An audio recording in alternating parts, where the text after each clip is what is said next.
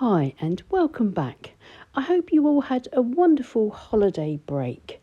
I'm back and feeling refreshed, but after a week or so without painting, I'm suffering quite badly from painter's block or an artistic block, whatever you want to call it. It sort of feels like I'm not sure what to paint. I don't know sort of how to paint again. I'm feeling really rusty and a bit unsure, not very confident. And I find this often happens if I don't paint all the time. I suppose it's a little bit like if somebody's learning to play a musical instrument. If they don't practice every day, then they can get a bit rusty and they need to sort of put in the extra work in order to get back to where they were before they took their break. I think it's a bit like that with painting. And so one thing that I do is I take the pressure off myself and I just decide to play with paint. And my favourite way of doing that is to paint semi-abstract landscapes. This means that you can take the pressure off yourself and just play around with the paint, see what happens, and get back into the groove, if you see what I mean, as to how to get the water and the paint and gravity to flow together. So I'm going to be using the wet in wet technique, and I'm going to be using a plastic store card to apply my paint to the wet paper to produce this lovely abstract full moon and mountain scene. So the way that I do this is, as I say, taking the pressure off myself, not even using a brush. I take an old plastic flexible store card and squeeze out some fresh paint onto the edge. And today I've chosen cerulean blue, Payne's grey, indigo, sepia, and I've chosen some burnt sienna. I'm using the back of an old painting for this warm-up, so it's a nice economical way of warming up and practicing. It's Saunders Waterford hot press paper, a nice smooth surface, and I've wet it all over the sky area and I've left a few dry patches in the land. Now here's my store card, and you can see how I'm applying the paint, which I've squeezed out heavily onto the card, across an imaginary horizon line. As I say, this is a landscape, an abstract landscape I'm trying to produce, so I shall be trying hard to get something that kind of looks a bit like some sort of landscape. And however it ends up looking, I will develop those marks without any pressure. If it all goes wrong, it doesn't matter, but if I can, I'll see if I can turn it into something. Sweeping the card along in shallow diagonals, allowing the paint to sort of flow down the page. My board's at an angle of 45 degrees, which is the way I normally paint, and that means that gravity is helping the paint to sort of flow across the wetter parts of the page and to resist the drier parts. And then with a wash brush across the wet sky with some cerulean blue. It's got a little bit of indigo in it. I've taken that from what's left on the card, and I'm just going to wash that gently across the sky to give myself some very pale blue, misty sort of a wash across the sky. And then I'm taking a large 3-inch Daler Rowney Aquafine Skyflow brush and using the tips of the brush dipped into the card, the paint that's left on the card. And I'm going to try and build up the look of some mountains, because that's what it's starting to look to me. And I will work with whatever I end up that this abstract spontaneous method of painting gives me. If it had given me some trees, I would have turned the marks into trees, but I'm pretty sure that these will make really lovely mountains. All the detail is going to be that darker patch of mountains there. I can already see a little pale mark appearing just sort of randomly about a third of the way in, and I think I'm going to use a simple technique to turn that into a moon. But in the meantime, first I'm just going to establish this really nice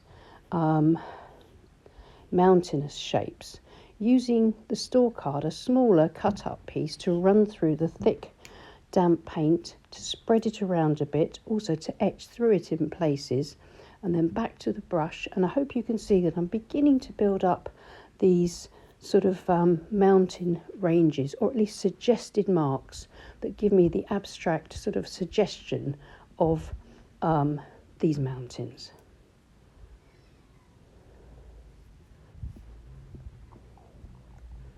There are no rules with this sort of experiment. Remember, it's a warm-up. It's something to try and kind of get you relaxed and loosened up, especially if you're feeling a bit of painter's block, just to learn to play with the paint again and see what happens.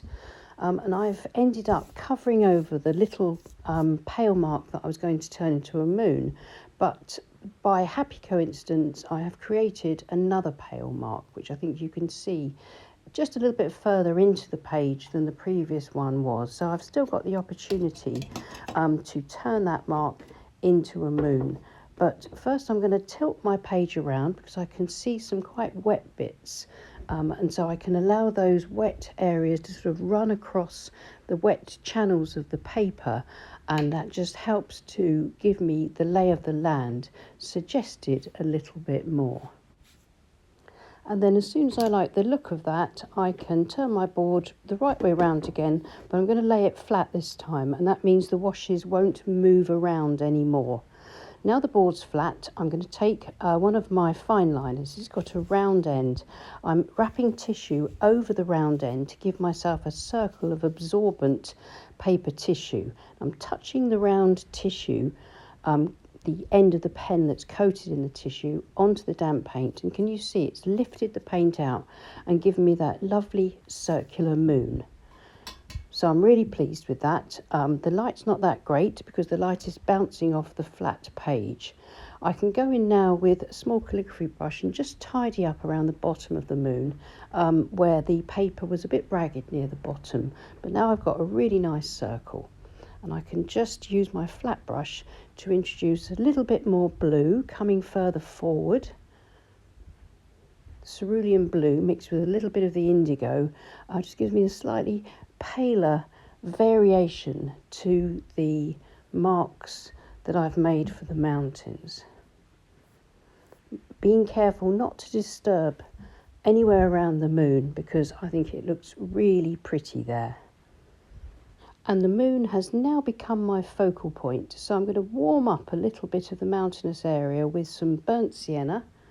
Not much, just enough, so that little bit of warmth will now help to draw the eye across the snowy landscape towards the distant mountains and the moon just sinking below the mountains. Remember, if you're doing something like this, the trick is to have fun and just experiment and play with any kind of opportunities that you see. In other words, watch out for what the paint and the water and gravity are doing together. And if you see like the potential for a tree or a boat or a mountain or a house or anything like that, then go for it, because that's what this is all about. And even if you don't like all of your painting, or if you ruin it, you still will have had a lot of fun experimenting. And if you kind of keep an eye on things as they're progressing, you probably will be aware of the point at which it all went wrong. So the good thing is then to grab another old painting, or the back of an old painting, a sketchbook, and go in straight away and have another go and see what you can do. See if you can sort of learn from what happened in the previous painting. And that's what I do. I sometimes will just go and paint sort of 4 or 5 paintings in a row, and most of them won't work, but I will get a few things that will work, and by the end of the session I will feel completely warmed up, a lot more confident and relaxed, of course. And I think it's just a really great way to have a lot of fun and to take the pressure off yourself and get over any creative block that you might be feeling.